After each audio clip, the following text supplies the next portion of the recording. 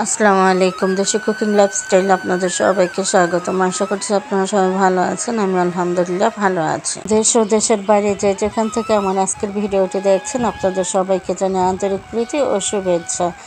আমি আজকে দুপুরে রান্নার অ্যারেঞ্জমেন্ট করা থেকে ভিডিওটা স্টার্ট করেছি। আমি বরাবর বাসায় গিয়েছি। তো বরাবর বাসায় আর কি রান্নার প্রিপারেশনটা নিয়ে নিচ্ছিলাম। এখানে কিছু মাছ কেটে নিচ্ছিলাম, নদীর বেলে মাছ আর কি বলে খল্লা মাছ। তো এই মাছগুলো কেটে নিচ্ছিলাম। কিছুক্ষণ আগে আর কি মাছওয়ালা লোকটা দিয়ে গেল। আমরা বেশিরভাগ নদীর মাছটাই নেই, তো এই লোকগুলো জানে, তো ওরা যখনই ভালো মাছ পায় তো দিয়ে যায় ওরা বাড়িতে এসেই। তো আমি তো মাছগুলো কেটে নিচ্ছিলাম, তো ভাবলাম আপনাদের সাথে একটু শেয়ার করে, যেহেতু আমার এটা লাইফস্টাইল ভিডিও, লাইফস্টাইল চ্যানেল। তো আমি প্রতিদিন কী ধরনের কাজকর্ম করি সবটাই তো আপনাদের সাথে একটু একটু করে শেয়ার করার চেষ্টা করি। তো এদিকে আমি মাছগুলো কেটে নিচ্ছি, আর এখানে আমার ভাগ্নি চিংড়ি মাছ কেটে নিচ্ছে। ওই মশলা লোকটি আর কি দিয়ে গেল, নদীর চিংড়ি। আর এই যে আমাদের একটা ছোট্ট সোনামণি, ছোট্ট না, এটা মানে ডিম পাড়ার সময় হয়ে এসছে, মানে মুখটা লাল হয়ে গেছে, নাক মুখগুলো তো দেখে বোঝা যাচ্ছে। ও আমার বরাবর আর কি একটা মুরগি ঘরে পালতে পছন্দ করে, ঘরে সারা ঘর ভরে হাঁটে, উনি দেখতে খুব পছন্দ করে। তো এই মুরগিটা ঘরে রেখে দিয়েছে, ঘরে সারা ঘর ভর্তি হাঁটে, ভালোই লাগে দেখতে। আর এদিকে আমি শাক বেছে নিচ্ছি, মাছগুলো কেটে তারপর লবণ মাখিয়ে রেখে দিয়েছি। এখানে শাকগুলো বেছে নিচ্ছি। তো আজকে এই শাকটা ভাজি করার কথা ছিল, কিন্তু এই শাকটা ভাজি করব না, তো ভাজি করব অন্য একটা শাক।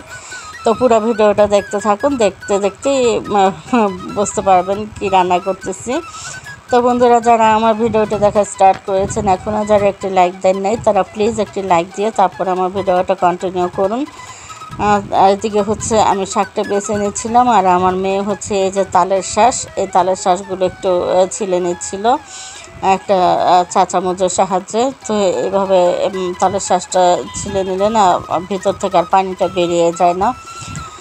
তো এরপরে তো আমি যে কোটা বাছা শেষ করে রান্নার কাছে চলে এসেছি। আজকে ভাজি করব কলই শাক।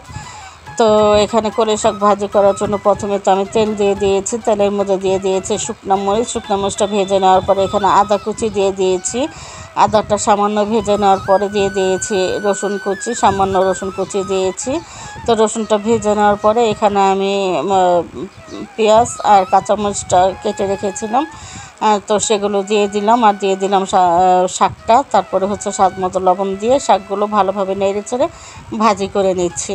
তো আমার প্রিয় বন্ধুরা হয়তো অবাক হয়ে যাবেন যে এই সিজনে কলই শাক কোথায় পেলাম। তো এটা ফ্রোজেন কলই শাক, ফ্রিজে রেখে দেওয়া হয়েছিল শীতের মধ্যে। তো সেই কলই শাকটা আর কি ভাজি করে নিচ্ছি। তো আমি যখন ভাজি করতেছিলাম তো ভাবলাম এই বছরে তো প্রথম ফ্রোজেন কলই শাক খাচ্ছি, তো কেমন না কেমন লাগে। তো রান্না করার পরে তো খেতে ভীষণ ভালো লেগেছে, একদম সিজনাল শাকের মতোই, মানে আমরা শীতের সময় যেরকম খাই সেরকমই লেগেছে। তো এরপরে তো কলই শাকটা রান্না করার পরে এখানে চিংড়ি মাছ দিয়ে লতি দিয়ে রান্না করব। তো আমি এখানে পেঁয়াজটা ভেজে নিয়েছি, পেঁয়াজটা ভেজে নেওয়ার পরে এখানে চিংড়ি মাছটাও ভেজে নিচ্ছি। তো চিংড়ি মাছটা একটু ভেজে নেওয়ার পরে তারপর এখানে আমি সমস্ত মশলা একসাথে গুলে রেখে দিয়েছি। এখানে হলুদ গুঁড়ো, মরিচ গুঁড়ো, ধনে গুঁড়ো, জিরে গুঁড়ো, তারপর আদা রসুন পেস্ট। আদা রসুন পেস্টের সাথে আমি বাড়তি আরও কিছু রসুন বেটে দিয়েছি, যেহেতু লতি রান্না করব, তো লতিতে একটু রসুন বেশি করে দিলে না খেতে ভীষণ ভালো লাগে আর খুব সুন্দর একটা স্মেল আসে। তো সেজন্য আমরা সবসময় লতিটা রান্না করে, বিশেষ করে চিংড়ি মাছ দিয়ে যখন লতি রান্না করে, তো একটু বাড়তি রসুন পেস্ট দেওয়ার চেষ্টা করি, এতে করে ভীষণ ভালো লাগে খেতে। তো এরপরে তো আমি সমস্ত মশলা দিয়ে চিংড়ি মাছটা কষিয়ে নিয়েছি। আর এই যে লতিগুলো কিন্তু ফ্রিজে ছিল, ফ্রোজেন করে রাখা হয়েছিল। তো লতিগুলো কেটে ধুয়ে তারপর একটু ভাপিয়ে তারপর ফ্রিজে রাখা হয়েছিল। তো সম্পূর্ণ বরফটা ছোটে নেয়, তো বরফ সহই আমি দিয়ে দিয়েছি মশলার মধ্যে। তো দেখা যায় নাড়াচাড়া করতে করতে গরমের তাপে আর কি বরফটা ছুটে যাবে। তো বরফটা কিন্তু ছুটে গেছে। তারপর হচ্ছে আমি পানি দিয়ে দিলাম, কারণ লতি থেকে কিন্তু পানি অনেকটাই বেরিয়েছিল। তো সে পানিগুলো আমি আগেই ফেলে দিয়েছি। তারপর হচ্ছে লতিটা আমি রান্না করে নিচ্ছিলাম। তো এই যে লতিটা আমার রান্না করা হয়ে গেছে, এই আমার লতি ফাইনাল লুক রান্নার। তো আমি আজকে লতিটা একদম অল্প তেল দিয়ে রান্না করেছি। তো মাশাআল্লাহ ভীষণ ভালো লেগেছে খেতে। আর বিশেষ করে কচু জাতীয় খাবারগুলো তো আমার এমনিতেই অনেক পছন্দের, আমার কাছে খেতে ভালো লাগে। তো লতিটা রান্না করে রেখে এদিকে হচ্ছে আর মাছ রান্না করে নিচ্ছি আলু আর টমেটো দিয়ে। তো এই আর মাছটাও কিন্তু নদীর, তো নদীর বড় আর মাছ। তো এই মাছটাও রান্না করে নিচ্ছি। এখানে হচ্ছে পেঁয়াজ ভেজে নিয়েছি, পেঁয়াজটা ভেজে নেওয়ার পর পেঁয়াজের সাথে একটু টমেটো ভেজে নিলাম। তারপর আদা রসুন পেস্টটা ভেজে নিয়ে এরপরে হচ্ছে হলুদ গুঁড়ো, মরিচ গুঁড়ো, ধনে গুঁড়ো, জিরে গুঁড়ো, স্বাদ মতো লবণ আর কাঁচা মরিচ দিয়ে আমি মশলাটা কষিয়ে নিয়েছি। মশলাটা কষানোর পরে আমি মাছটাও কষিয়ে নেব।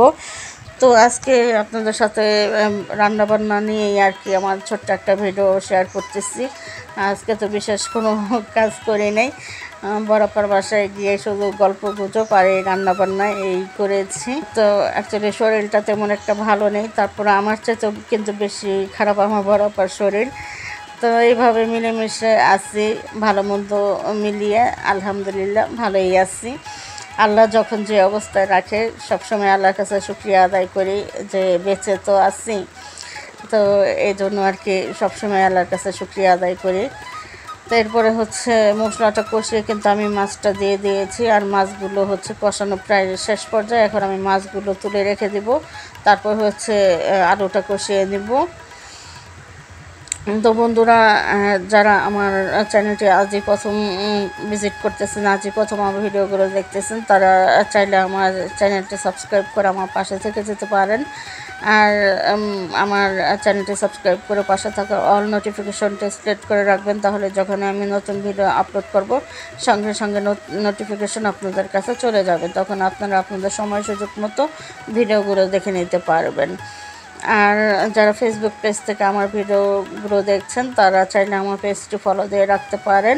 আর অলরেডি যারা এই কাজগুলো করে দিয়েছেন তাদের সবাইকে জানাই অসংখ্য ধন্যবাদ।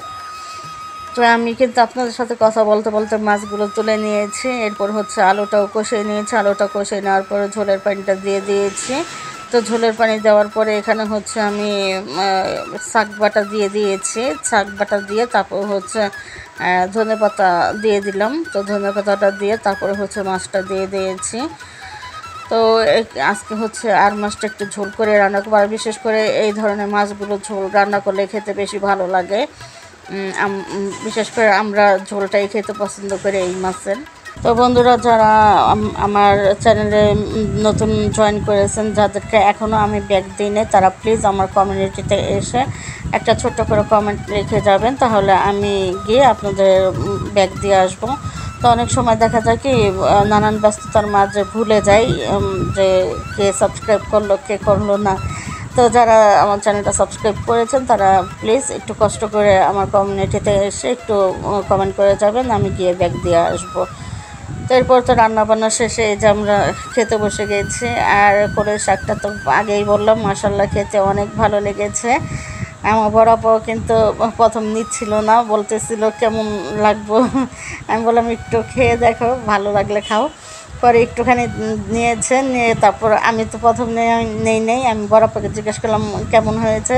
তো বড় আপা বললো একদম সিজনে যে শাক রান্না করি না ওই শাকের মতোই লাগতেছে, অনেক ভালো লাগতেছে। তো তারপর আমিও খেলাম, মাশাআল্লাহ অনেক ভালো লেগেছে শাকটা খেতে। তো অনেক দিন পরে কলের শাকটা খেলাম। আমার মনে হয় কি 12 মাস যদি কলের শাকটা পেতাম তাহলে আমি 12 মাসই কলের শাকটা খেতাম, এতটা প্রিয় আমার কাছে কলের শাকটা। তো এদিকে তো আমি কলের শাক আর লতি দিয়ে খেয়ে নিয়েছি। এরপরে হচ্ছে আর মাছের তরকারিটাও নিয়ে নিচ্ছি। তো আর মাছটাও কিন্তু খেতে ভীষণ ভালো লেগেছে। নদীর মাছগুলো কিন্তু এমনিতেই ভীষণ ভালো টেস্ট। তো বন্ধুরা, আজকের মতো এ পর্যন্তই। আগামী ভিডিও দেখার আমন্ত্রণ জানিয়ে আজকের মতো বিদায় নিয়ে নিচ্ছি। সবাই ভালো থাকবেন, সুস্থ থাকবেন, অবশ্যই নিরাপদে থাকবেন, আর আমার জন্য দোয়া করবেন। আর যেহেতু এখন আবার গরম পড়েছে, তো তরল জাতীয় খাবারটা একটু বেশি বেশি করে খাবেন। আল্লাহ হাফেজ।